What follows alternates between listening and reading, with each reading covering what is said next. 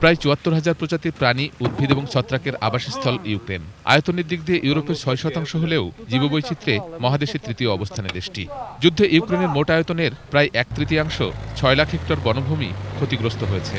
ভূমি, বায়ু ও পানি দূষণে পরিবেশগত ক্ষতির ঘটনা ঘটেছে ২,২০০টি। ইউক্রেনের পরিবেশ মন্ত্রী রুসলান স্টারলেটস জানান, যুদ্ধে ৭০০ ব্ল্যাক সি ডলফিন মারা গেছে। রাশিয়ার সাবমেরিন এবং মাইনে ব্যবহৃত যন্ত্রের প্রভাবে ট্রমার শিকার হয়েছে বহু প্রাণী, কারণ প্রতিটি মাইনই এক একটি প্রাণীর মৃত্যু। Damage caused by Russian aggression to the environment of Ukraine. এমন পরিস্থিতিতে বন্যপ্রাণীদের প্রতি সহায়তার হাত বাড়িয়ে দিয়েছেন ইউক্রেনীয় নারী নাটালিয়া পপ। নাটালিয়ার আশ্রয়ে রয়েছে ১১টি সিংহ, ২টি বাঘ এবং একটি চিতা।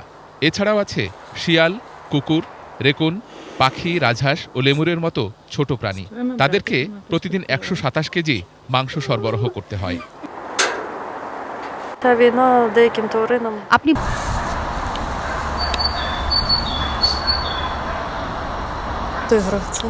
প্রতিটি জীবনই গুরুত্বপূর্ণ। নাটালিয়া পপোভা মনে করেন, এই যুদ্ধে প্রত্যেক ইউক্রেনীয়ের উচিত তাদের পক্ষে যা সম্ভব তাই করা।